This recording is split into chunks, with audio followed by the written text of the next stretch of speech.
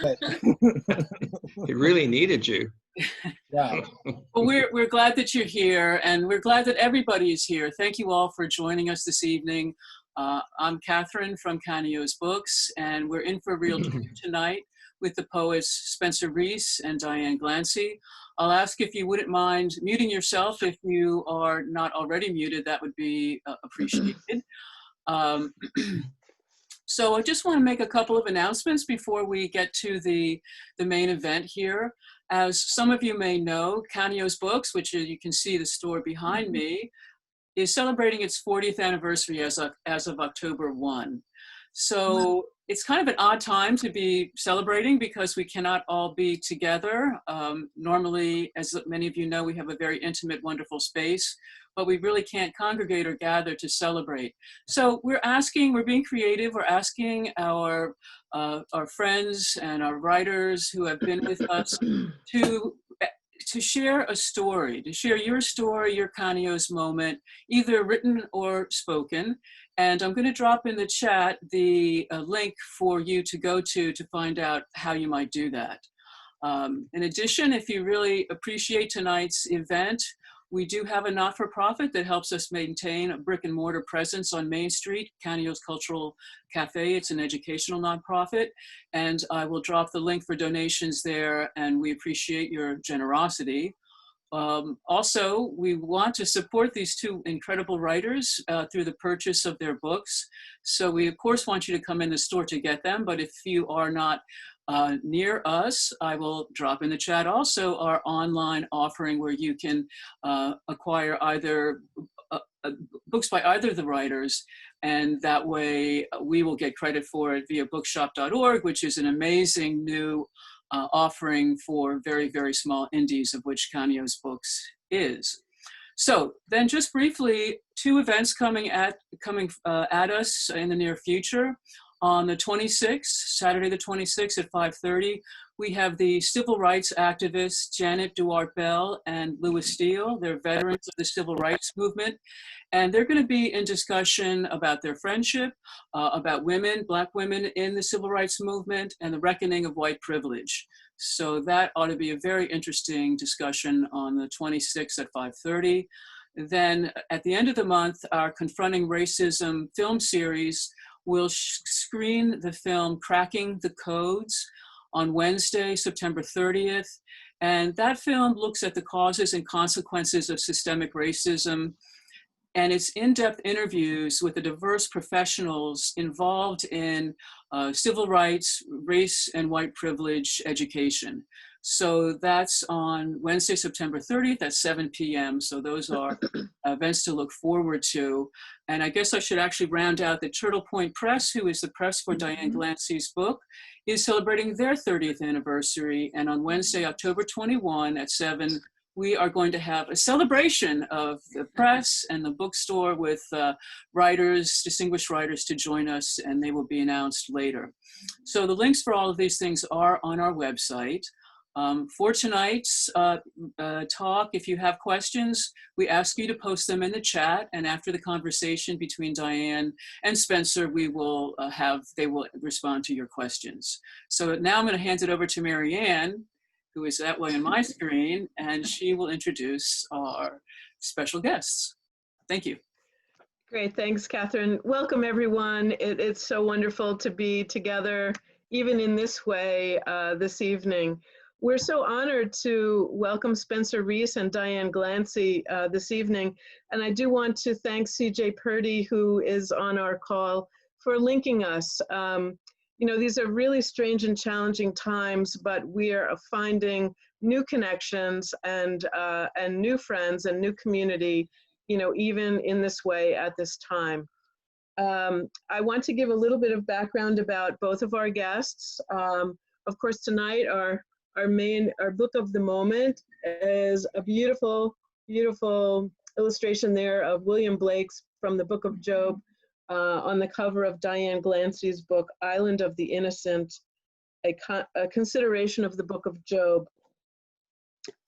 We have, I'll just show you also Spencer Reece's more recent poetry volume, The Road to Emmaus. and tell you a little bit about our guests tonight. Diane Glancy is a poet, a novelist, essayist, playwright, and professor emeritus at Macalester College. Her works have won the Pablo Neruda Prize for Poetry, the R.L. Gibson Lifetime Achievement Award from the Oklahoma Center for the Book, a Lifetime Achievement Award from the Native Writers Circle of the Americas, among many other awards. In 2018, Publishers Weekly named her book, Pushing the Bear, excuse me, a novel of the Trail of Tears, as one of 10 essential Native American novels. We have copies of these books at the bookshop, and Diane joins us this evening from Kansas, so we welcome her.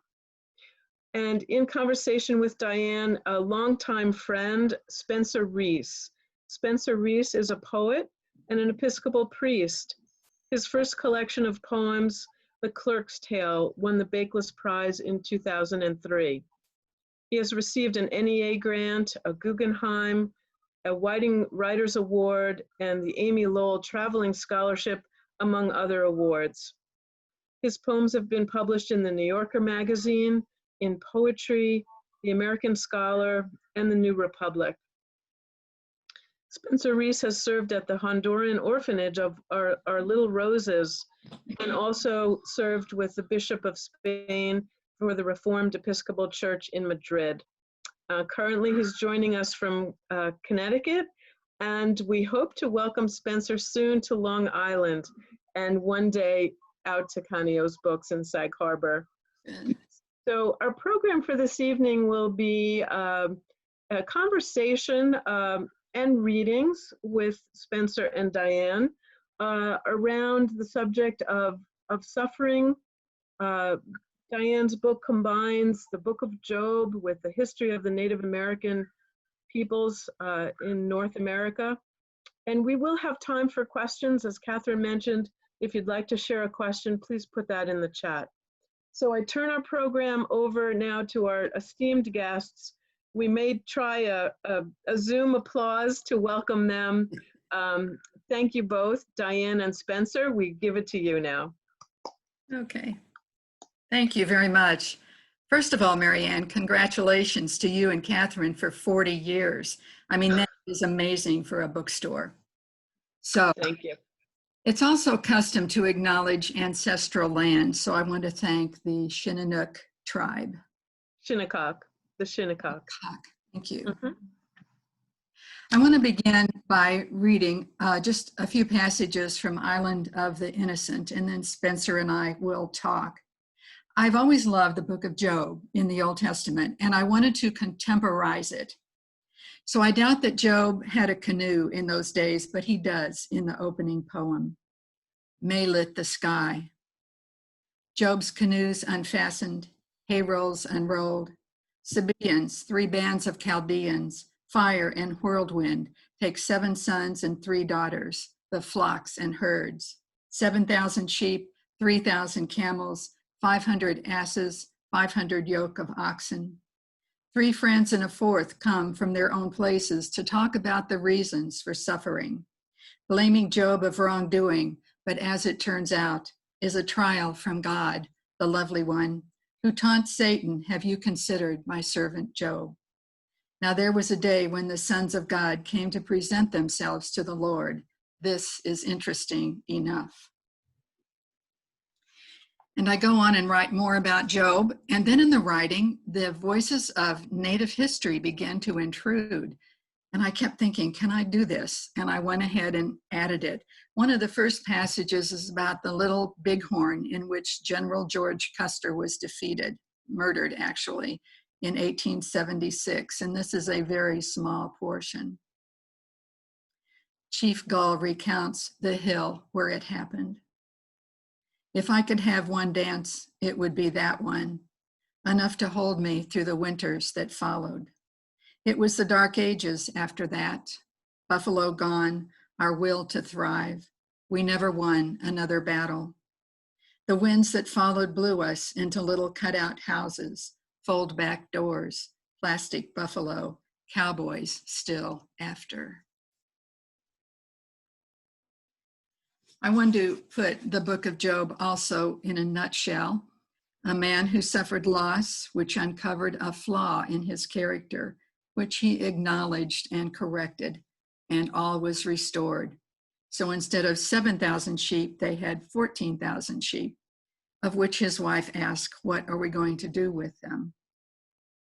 This poem is called There Was in Us, and it's a cento from chapters 29 and 30. A cento is when you take words already written and place them on your page. It's an easy way to write.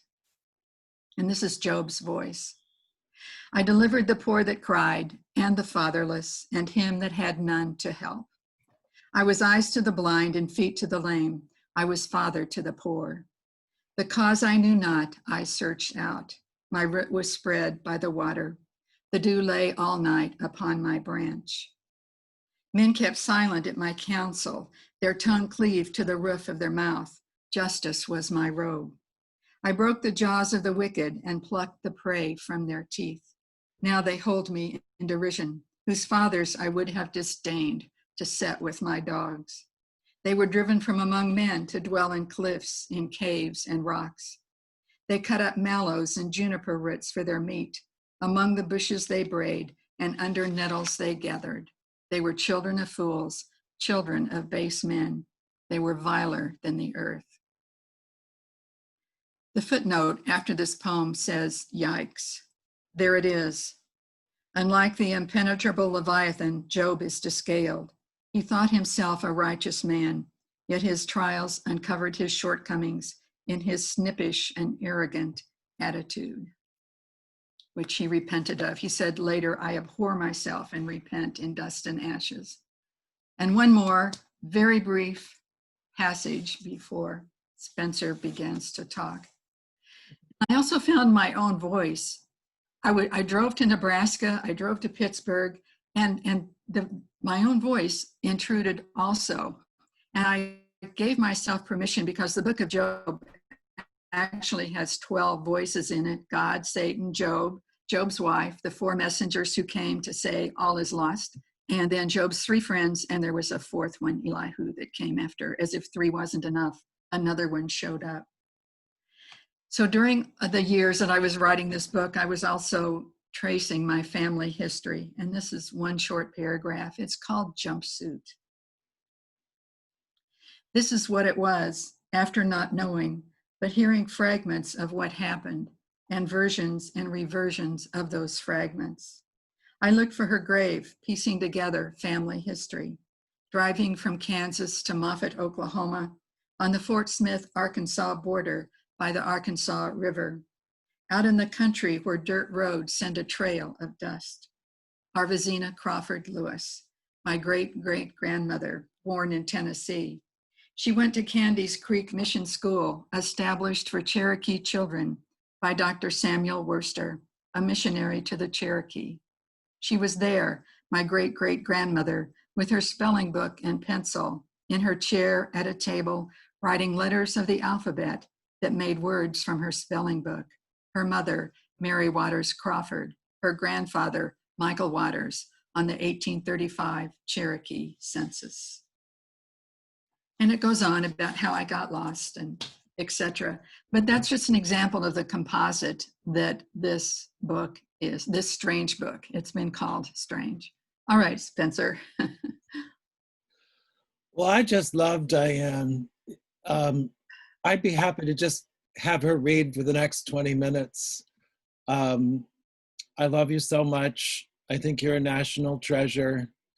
I was asked to read this book one day before the pandemic started by Ruth Greenstein, who's on this. Hey, darling. We love Turtle Point Press. And we got together at Pan Quotidian on 5th and 9th and had ginger lemon, this ginger lemon drink they make there is so good. And she passed me Diane's book in that moment and asked if I would endorse it. And I was thrilled and honored to do so. And the two wonderful owners of this bookstore, Catherine and Marianne, congratulations. I am all about supporting and celebrating independent bookstores. So I'm so glad there's so many people on this call, and anything I can do to promote independent bookstores, I will do it. Just about anything. I just think they're the best places on earth, the way they smell, and you know, when you get together with people and can chat in bookstores. And there's people on this call from Madrid, Anna Hundert, who I knew in the cathedral there. That's so sweet to see you.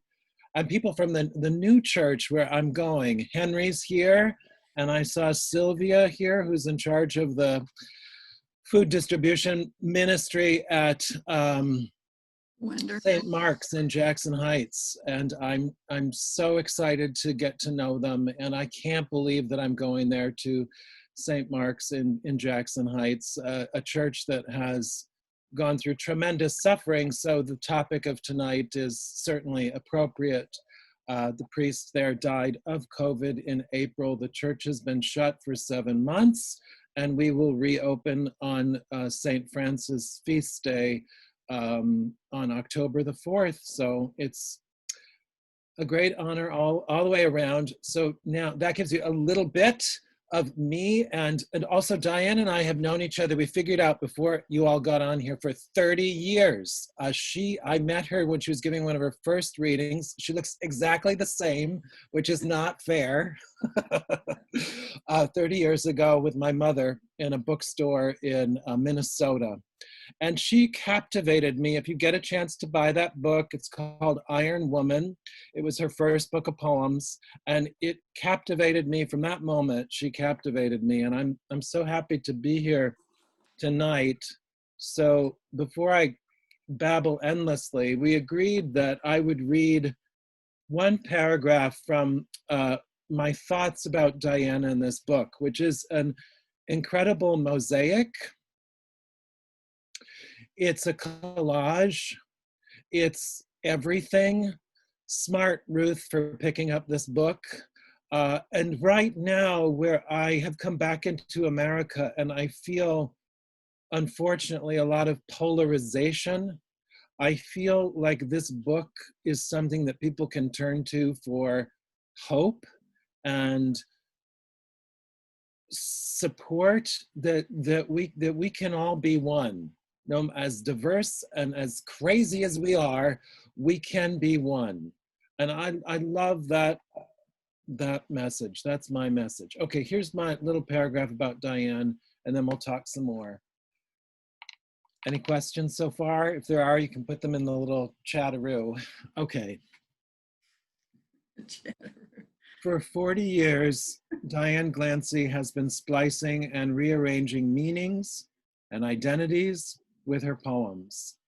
She's less quick change artist than a slow evolving shape shifter. With these poems and hybrid essays, she's once again drawn the reader into her unusual mind, opening up her Bible while examining an Indian doll in a museum taken from a battlefield in western Nebraska after the massacre at Ash Hollow. Some of these poems are just so moving, it makes me weep. Because of the accrued history of European colonization, enslavement, exploitation, and forced conversions in the New World, Christianity and the Native American are rarely found harmoniously in the same sentence, let alone the same poem. If they are, you'd likely find the white space filling up with enough irony to push the poem off the page. Yet Diane Glancy's sensibility, being both Christian and a life member of the first families of the Cherokee Nation, makes her sui generis, allowing her to explore and write about two subjects until they sing, where another writer might quickly become tone deaf to the subtleties. Thank you. Well, you're welcome. So, I wrote more and more, but I couldn't stop writing. You know, blurbs are supposed to be, as Alfred Korn knows, who's on this call, you know, like 3 sentences. And this blurb was like 3 pages. But anyway, we're here and we're not going away. And so why don't you, so do you want me to ask you a question and you can go off of that? And then our wonderful bookstore owners, when we reach about 20 minutes, are going to give us a bell will go off and we'll wrap things up. So don't worry, we won't keep you here all night. Well, I think one of the questions that we were talking about that maybe we could just start to think about is how Christianity has become almost a dirty word. You know, in the poetry world, to mention that, I'm almost hesitant to do it, although more and more it's exactly who I am. And there's not that many writers that embrace that, talk about it, celebrate it, let alone a writer with a very strong Indigenous Native American heritage, Yes. where there has been so much harm done. So that you coming forward on the literary stage and embracing both these things is very unusual, to say the least. Would you like to expound upon that? Well, I think Christianity is becoming more marginalized all the time. It seems to be probably the last thing that people want to hear. And I know in academia especially, there is an anathema against faith. You know, you're not quite developed yet or mature if you believe in an invisible friend or in invisible beings. So I have never really understood that, because faith is something that I have needed from the very beginning. I was taken to church since I was a baby, and I've always found faith very important because life turned out to be a little bit bigger than I thought it would be. There were just more problems involved, and I needed that faith in God, in that higher being. And it has always happened. It has never failed once that I have not been saved from disaster or whatever I was facing. And it's just been a long, slow, steady building upon faith. And furthermore, I love the Bible. I think it's a wonderful literary piece. I already mentioned the different voices, the different situations, the different years over which it was written.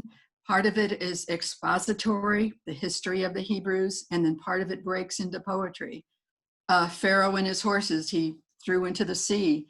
And then it's monologue, it's dialogue. It just contains everything that I've ever wanted to do. I love language, and in the King James Bible especially, I have found it. So Christianity is a hard sell, and suffering, the benefits of suffering, which we're here to talk about, that's another hard sell. But there's nothing like suffering to reveal character, to let you know where you're lacking a little bit. And Job certainly found that out, and I have too. So you're the priest, Spencer. You can talk about this better than I can.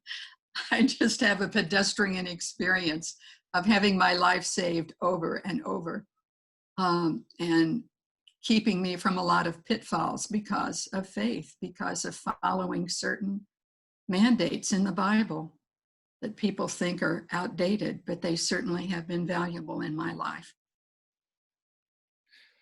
Can you talk a little bit about how you first, I'm just always interested in this, how you found writing, what drew you to poetry? I mean, I met you as a divorced woman. You had 2 children. You were arriving at Macalester College, and you had a new book come out a little later in your life. You didn't have early success. So as I ran the Unamuno author series that we founded in Madrid over the years, I found it gives people hope to hear what kept you going. What was it why poetry? And do you mind speaking into that a little bit? Because I can see there's plenty of writers on this call, people that would love to have a book, that would love to be published. What drew it to you, and why have you continued? Yes. Well, you're right. I was late in life when I went to McAllister 40 years ago. I was in my 40s then, early 40s. I was always very quiet when I was young, and I had these little reading books, and I would make marks in them with crayons or whatever, and I actually got in trouble for it. You're not supposed to mark up books, which is true, although underlining is very important. And I just never had a way out of myself other than writing. And I had done it many years. Through a long marriage, I had written, but I didn't ever do anything with it. So by the time I was in my 40s, I had quite a file cabinet full of writing, and the books began to be published one after another. And so I always say, don't give up. Sometimes it takes a long time, not only to find your voice, but to find the venue in which your voice belongs. And then you have to find the publisher that wants your sort of weird work. Not that my work is weird, but it does mix and cross over a lot of genres, which you're probably not supposed to do. But it just took forever to do. And again, faith that it would be all right. Just keep going. Just sit down, be quiet, and do your work. I kept having that thought over and over. And at McAllister, I would teach, I would go home and write, or I would get up early in the morning and write. I would get rejected over and over and over. You have said that too about your book, The Clerk's Tale, how long it took to get published. And I think people need to know that. They think, oh, I've written a book. It will be in publication next year. And it's not that way at all. There's much competition. There are many writers out there. And it seems sometimes fewer and fewer publishers. But you just keep going. You know what horse blinders were in the old days? You don't look at all the down sittings and so forth. You just keep going. And I think your voice gets stronger the more struggle that you have to develop it. You just get deeper, hopefully. Yes. So I'm deeply fascinated by Indigenous writers, by the Native American history in the United States. Did you read David Truer's, I don't know if that's how you pronounce his last name, called The Beating Heart of Wounded Knee, that was up for the National Book? Mm-hmm. Did you? It was a really interesting book, and there were, so many things in there, injustices that I had no idea about. I mean, there are so many injustices, as we're experienced with, as Job experienced in his, that story is like, how many more injustices can a person possibly take? Yeah. And one could say the same about Native American people and what they've been through, from Columbus cutting out the tongue of a Lakota woman. I read that in that book. I read that Frank Baum, the guy that wrote The Wizard of Oz, wrote this horrible thing about Native Americans. I couldn't believe it. The guy that wrote The Wizard of Oz.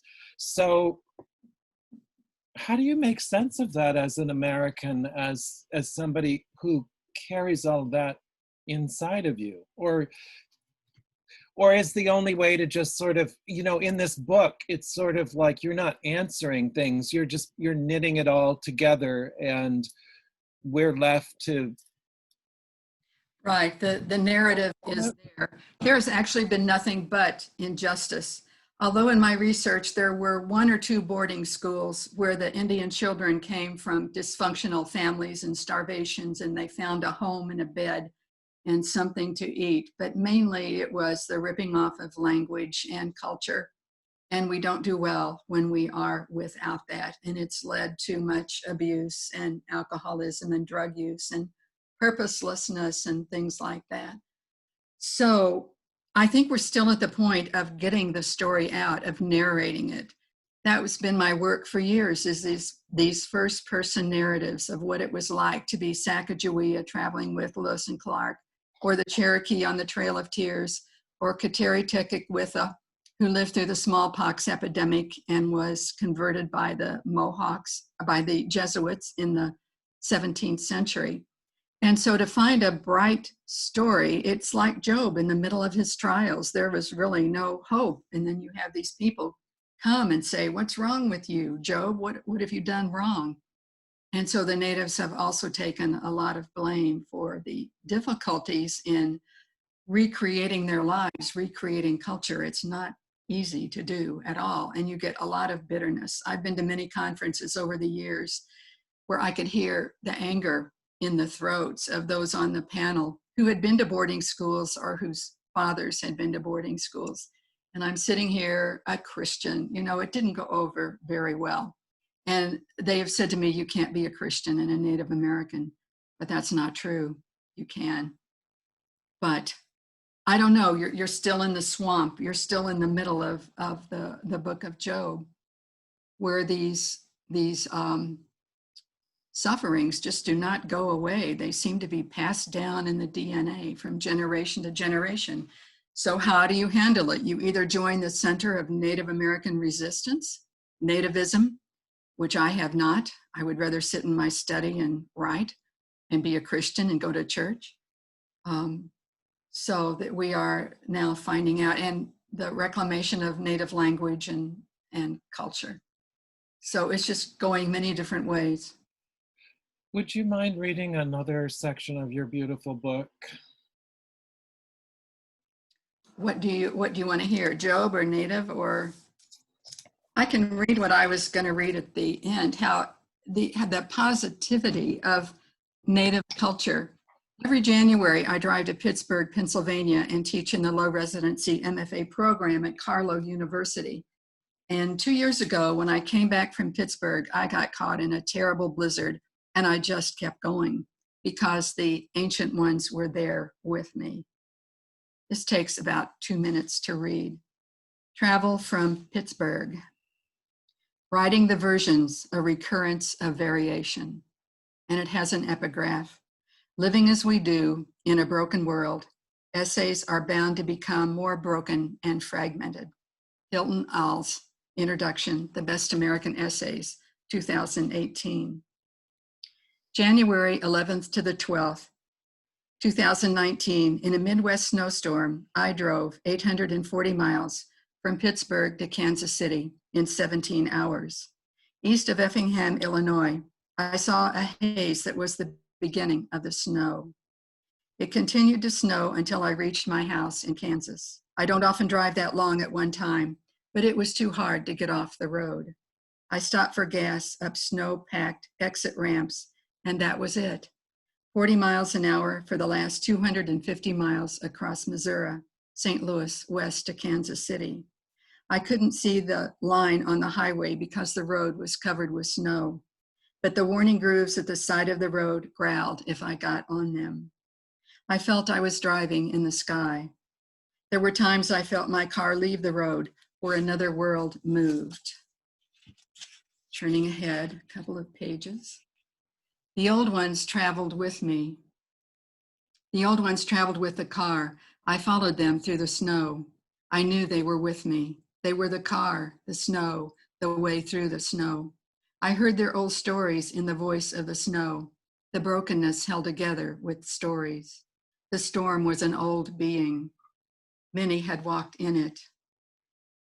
The cold is a predator. It stalks its prey, biting first the toes, the fingers, then working its way to the heart. The car is a hunter. The car is a spirit. I am the car that continues on the road. It was the old ones pulling me through the night. The car is an island in a white sea. The car is an old migration trail.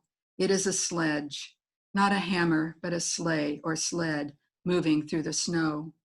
How often words are at war with themselves, carrying meanings that have nothing to do with one another.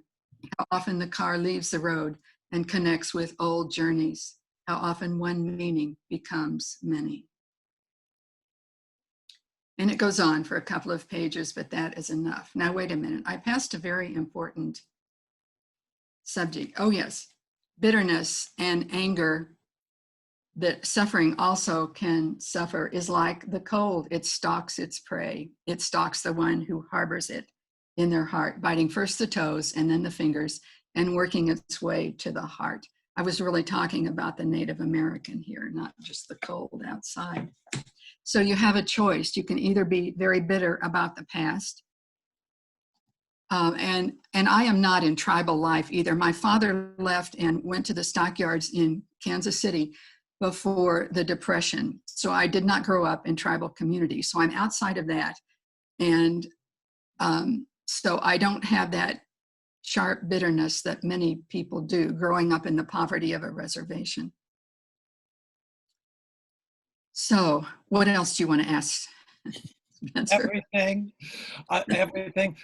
So would it be helpful to sort of talk a little bit about our friendship, and then Marianne and Catherine wanted me to read a poem, and then we just open it up, because I'm sure people have a lot of questions, and sometimes I find that the most dynamic and fascinating I part agree. than hearing the sound of my own voice. So, but Marianne and Catherine asked me to read a poem, and they were fascinated by the fact that Diane and I have stayed in touch for 30 years since that first meeting in a little independent bookstore. So once again, the importance of small independent bookstores as a source of community, as a church outside of the church. That's true. I'm so grateful to be in this Zoom call. I have to say, I'll just preface it with this, and then I'll read you the poem. This is from a book called The Clerk's Tale. The book was rejected 300 times over 15 years and was finally accepted by Louise Glick in 2003. I could not believe it, because I had been rejected so much that I just thought, well, that's just the way it's gonna. I was actually gonna give up when I sent it in for the contest with Louise. But prior to that, maybe it was 10 years before, I had gone to Macalester College and met with Diane, and I was probably slightly forlorn, and I was working at Brooks Brothers at the time, and she prayed over this book. And I will never forget that. It was the two of us in her office, and she was serious about it. And I cannot tell you the amount of people that have loved and supported me to get where I am today. I am the amalgam and product of a lot of love. And although I have had suffering, I want to go with hope and positivity and expansion. I think for a long time, I myself felt like a bit of a victim, and that does not intrigue me or interest me anymore. So I'm so happy to be on the call, and I'll read this poem and then we'll open it up. I feel a lot of hope and a lot of excitement. We've all been through a very trying time for the last 7 months. I have quarantined with my elderly parents. My mother that went to that bookstore is now completely disabled and in a wheelchair and can't read, and is in the other room, and wanted to send her regards to Diane.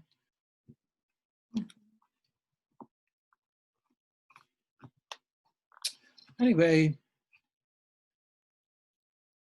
I'm also glad to be on this call and doing this, and I hope we'll do more.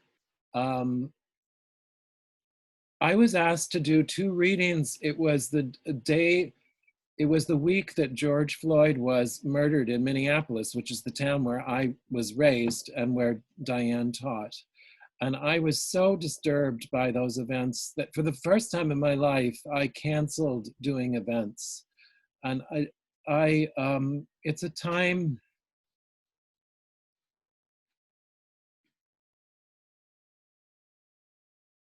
where I hope that we can learn from these things and be together. I was born in 1963, on August 27th, 1963.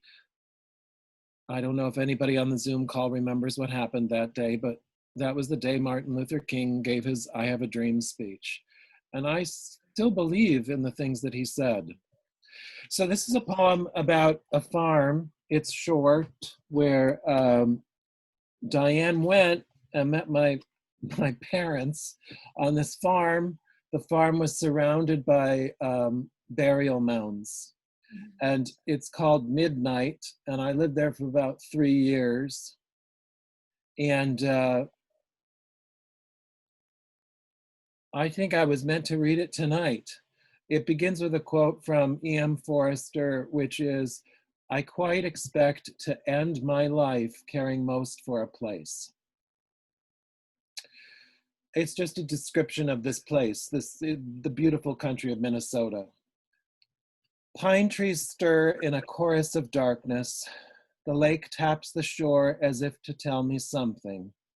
A light rain increases the abstractions. All edges blur.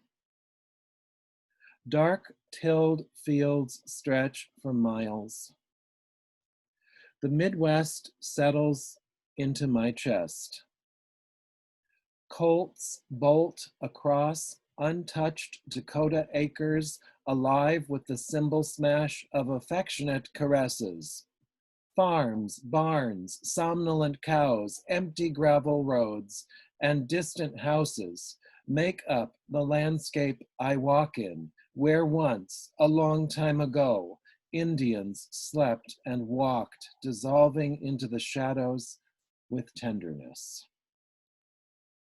On Andy Cleland's farm, the one closest to the lake, where cattails flourish at the water's edge, there is one huge hill, vacant of shrubbery. I was told once it was an Indian burial mound, and that was why no tree or bush would grow on that hill. All these years later, and the hill is still bald, whispering softly as the revolutions of the sea, echoing with the mouths of the vanquished. Sheep maraud across the hill's back, exhilarated by the dirt smells born again by spring. The wind haunted with the songs of comrades now gone. The rest of this panorama is immense, dark, impenetrable, unstructured. But if you look closely, in the left-hand corner, I can just be distinguished from the blue, blue brilliance of all this land. A tiny figure, no bigger than a grass blade, a shadow hugged by shadows, heading home after a long walk nowhere, encircled by a halo of rocks, trees, crops, rivers, clouds, by every blessed thing conspiring together to save my life. Wonderful. Thank you, Spencer. This was fun. Yes. It's always fun to Let's do it again. language. So Really lovely. Thank you. Thank you both. I just want to say to Spencer, blessings on your mother and your togetherness now and all that's wrapped into that. We wish you well, and our thoughts are with you. We have a number of questions in the chat, and I know Marianne would like to ask one. So why don't, Marianne, if you want to unmute yourself and do that, and then I can come back and give some of the questions from the chat. Thanks. Yeah, thank you both. Just absolutely extraordinary readings and concepts and thoughts, and lots for us to think about. I'd just like to stay on the theme of language for the moment. And, last week we had the translator of the Elena Ferrante novel from the Italian into English.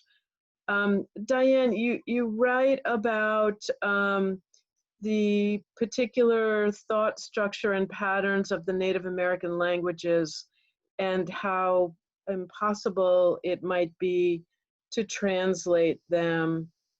So I'm curious to know how you're navigating, and this touches on another question here about use of different genres, when you may feel moved to break into the poetic line, when you feel the lyrical essay form serves you best, if you might speak to that. But then also too, I mean, you're bringing together the great, text of Western civilization, Hebrew scripture, with the experience of the native culture. And because you made that statement about the different thought patterns, if you might just speak to us about how you navigate through those different kinds of thought patterns in your work. I think, first of all, it's a primal, accrual. It's the way that our thoughts actually work. Sometimes we're logical, other times we're in the dream state, other times something interrupts our thought and we jump from one thing to another. It's just the way our minds work. There's a passage in Job, something about you will be in league with the stones of the field. Even that line has a rhythm to it. You will be in league with the natural setting, with the natural way things work. And language is so very important, so very primal. I've already used that word. It's an accrual of so much. And I just decided to go with a natural rhythm of things. And the minute that I wrote something a little bit strange or off, and my brain said, don't do that, it doesn't fit, it isn't proper, I turned that off and I thought, well, I'm going to try it anyway. I worked with this book of Job over, I don't know, maybe not 10 years, but probably 8. And I did other things in the meantime, but I always had Job right there. And so whatever I was doing, driving to Nebraska, Job would come into my thought because I was going to go see native artifacts. And Job was there with me, almost riding in the car, or there on the road. I would pass him like you pass a McDonald's. He was everywhere. And so I just decided to turn off the editorial properness that we're all taught in school. I always had a little trouble with teachers trying to correct the way I did things. But there is an improperness in the way we think, in the way our brains work. And I just trusted in that it would appeal to Job, hopefully. I tried to think, how long did he suffer? And it doesn't really say. The Bible, by the way, leaves out many things that we kind of have to fill in ourselves. And that filling in is also another technique that I use. His friends sat with him 7 days before they said a word. He looked so awful and was suffering so deeply. And then they began to speak, and then another friend shows up. And then God says, Job, you pray for those men that have been accusing you of wrongdoing. And then all the herds and flocks returned, and 10 more children were born. And that takes at least 10 years for his wife to have 10 more children. So the length of it, the longness of it, we just expect something immediately, like Spencer thought the Clerk's tale would just pop into publication. And it's a long journey that we are on. So I just trust, I pay attention to my thoughts. And I think, oh dear, what am I thinking or what am I doing? And that doesn't make sense. But I just put that aside with enough confidence because I've written a long time now. And I've done a lot of proper things. And now I want to get into the more interesting, experimental, upsetting things. So thank goodness for Ruth Greenstein, who published this book. She's the first one who saw it. I didn't have to send it out a lot. I just said, Ruth, I have this strange book. And she said, oh, let me see it. And I had it to her in a minute.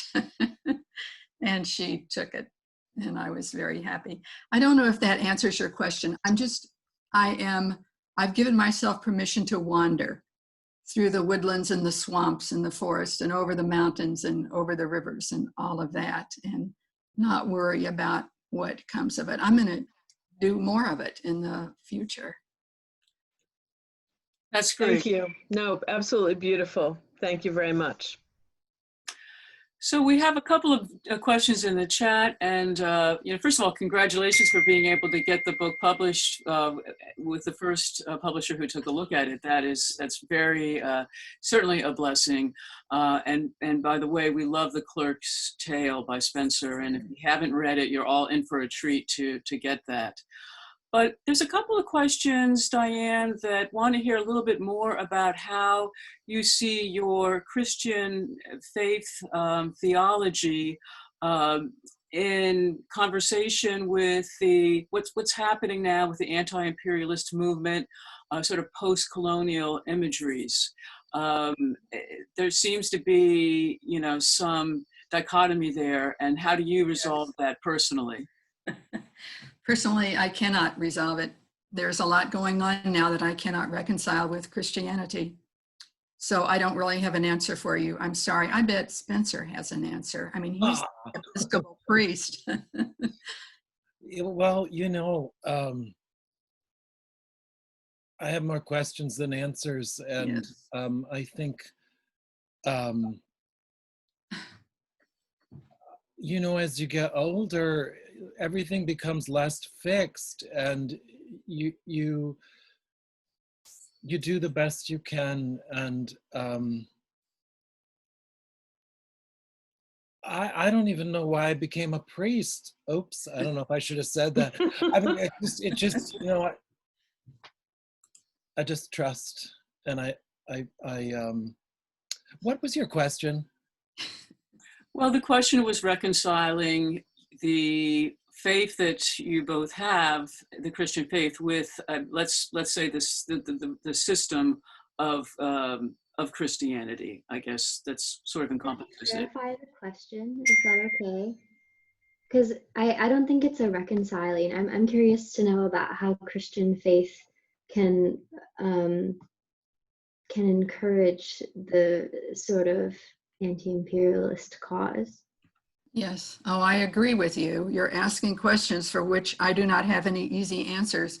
But when you read the Bible and you've lived with it all your life, you see all these ups and downs that the children of God went through when they were in bondage for so long, and yet they held faith. And after 430 years in Egypt, they were let my people go business. I just cannot answer these questions because it doesn't make sense to me. I don't have anything on my tongue, and even our priest is having difficulty, which makes me so happy, because these are things which I can say easy things like time will tell. And I've lived long enough. I've seen desperate times in America through the Depression, through the wars. There were times then when there were no answers, and you just hold on, and somehow it comes out all right, although we're not all right right now. So what do you think? I mean, we're in a dialogue, all of us. Do you have one thing I do want to say is I often come up against people griping that life is not fair, that the world is unjust, which is illustrated by the book of Job. Mm-hmm. But the Bible as a book is never saying life is fair. That's never a promise when you come in that life is fair, because it isn't fair. No, it's not. It's not fair. And it's not fun. But it's not fair, but there's joy. There's joy, and there's expansion, and there's love. The thing that Jesus said that nobody else says, that is completely and continuously controversial, no other religion says, that is love your enemies. That's still tough to do. And that's why that Bible is so damn big, because we can't answer the question. It's very hard to wrap our minds around reconciliation, to get back to your point, and forgiveness. I've lived a long time now, almost 60 years, and it is not easy to reconcile because of ego, because of pride. People do not want to reconcile. I have experienced reconciliation. I have experienced going through estrangements, justified anger, and getting to reconciliation. And it is a beautiful thing, and it's humbling, and it's not easy. And the Bible isn't a manual for solutions, but there is reconciliation and forgiveness with Christ on the cross. If you want to go all the way to the finish, he's forgiving that, which is one of the most grotesque murders. Is totally grotesque. And he forgave that. And in my own life, I've experienced grotesqueries and come to some kind of peace. So it's complicated. How's that? It for It is complicated. I can't even reconcile myself. I have these different fragments within me. I have an altruistic, I tithe, and yet that I want my own life. I want what is mine. So I have these wars within myself too. I guess it's just part of being a human being. And then in the world, it's just this huge sameness I feel inside. So let me, yeah, there's a lot there, and I want to kind of shift us back, pivot back to the actual form of the book, and have you talk a little bit about that. I mean, you combine poetry with essay form, and before you discuss how you assembled that in your own, I mean, I know it maybe flowed out of you. With all the systemic racism in the country towards Native Americans, towards Black people, there's voluminous books of nonfiction available about that we can read. But oftentimes it's really the fiction or the poetry that it fractures our sensibilities to allow a path into greater understanding and a greater depth of feeling, which is, I think, what your book does so well, Diane. So I wonder if you could talk about that a little bit. There are a lot of poets here and writers. They would, I'm sure, like to hear a little bit more. Thank you. Well, I'll revert to Job 3:25 when Job says, "The thing I feared has come upon me." And Job was something like the mayor of Uz. I mean, he was a benefactor. And so what exactly did Job fear? What was his problem? He answers himself in Job 10:22, "A land of darkness, as darkness itself, and of the shadow of death, without any order, where the light is as darkness." It was the possibility of uncertainty that interrupted truth as Job saw it.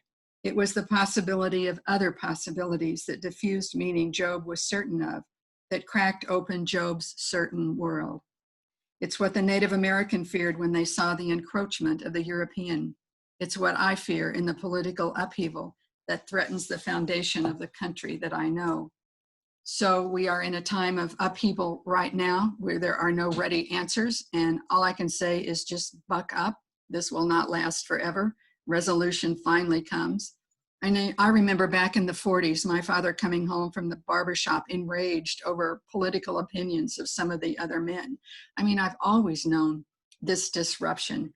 And that's one of the things God did for Job. He shook his world and gave him some unanswerable situations.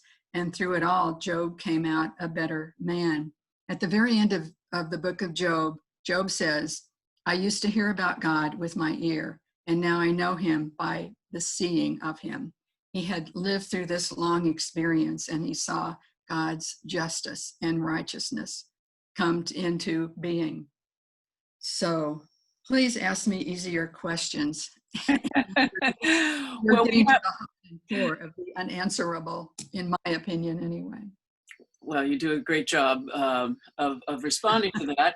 We have from another poet online who's on our Zoom call, Julie Sheehan, a question to both of you about what you consider your moral responsibility to act. Obviously, your written works are part and parcel with that, but beyond that, she's wondering in the public sphere if you see any other moral responsibility or action you can take.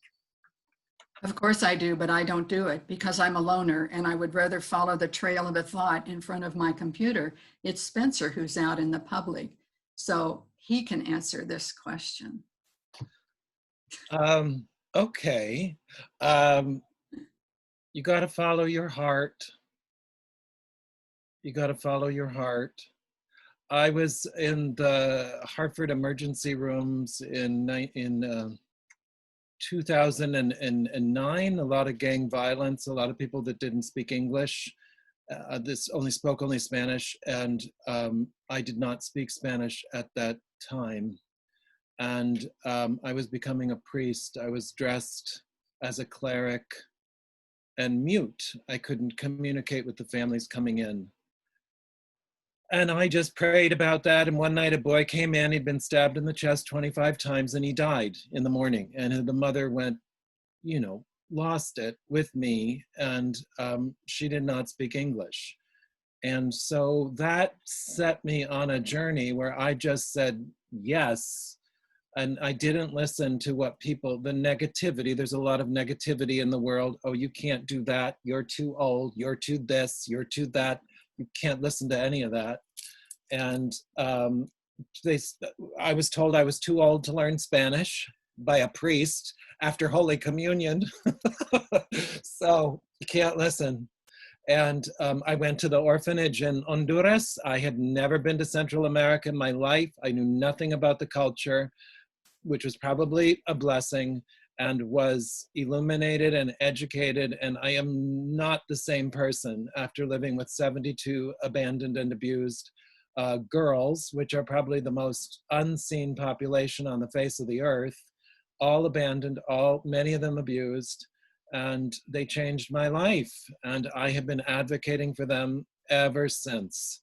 And it brings me to Jackson Heights. The girls there bring me to where I am now. So you just have to follow your heart. You can't listen to what people say that's critical, or you know, I'm an old white gay guy, and you know, people were like, well, you don't know anything about Central America. You know, I didn't. But if we don't take a leap, take a step to learn about another culture, to get stupid and say, I don't know what this is, but I want to learn, then, you know, things can happen. And you can make one small little difference in your life. So you just have to follow your heart and have a little faith and go and do and you know, trust it, and you'll be shown. The Gospel of John says, look for the signs, and if you start looking for them, they will come. If you want to be active in your community, if you want to make a difference, go out tomorrow and look for the sign, and it will come. That's true. Lovely, lovely. Amen. Thank you for that. I mean, we all have gifts, and you know, the goal and the hope is that we use the gifts we are given to the fullest of our abilities. So I'm just going to drop in the chat what I did at the beginning in terms of how to get the books of both of these wonderful writers and poets. And I'd like to ask Diane if she wants just to say a few closing comments to bring us home. I'm just so very glad to be alive and to be in the middle of these problems for which I have no answer, but which I love to put into language. And I love to look at those who came before us. Job was an innocent man. I mean, island of the innocent. And God was on his throne, and Satan came around and said, give him to me a minute and he will curse you to your face. And we are given those choices. You know, which way are we going to go? What are we going to do? And Job proved himself righteous. One or two flaws which he corrected. But nonetheless, I want a testimony of my life to be like Job. No matter what is happening, no matter the boils, the children dying, everything gone, he maintained faith. What a testimony that is. I want to be like Job. I think you should be the priest, Diane. Well, you know, you're both leading us forward, and that's wonderful. As are many other people on the call doing good works where they are. So thank you both. I do want to say there's another minister on the call, Rob Stewart, retired from Minneapolis, and he put some notes in the chat. So let's give a very wonderful, warm Zoom thank you to our two readers, Diane and Spencer. Thank you, Catherine. Thank you all. I hope everybody has a wonderful evening. Please join us again for other events, which you can find on our website. And I did drop in the chat where you can actually purchase the books from if you're not local. And we so appreciate your support and all the good works that everyone is doing at this moment. Thank you. I will also close by saying for those local, the Shinnecock Nation, who just basically finally after 2 decades had the town passed a resolution to protect their ancient ancestral grave sites, is now looking to have the town purchase land in that region that they can, so they can protect it and also have a learning center. So you'll all will hear more about that, those who are living locally. Thank you. Thank you both so much. We so appreciate it. Good night, everyone. Thank you so Good much night. for joining us. This was such an honor to welcome Spencer, Reece, and Diane Glancy. We're so grateful. Thank you. Thank you all. Have a good night, everybody. Be You're well. welcome. You. Everybody's going away now. I like watching it to see who's left.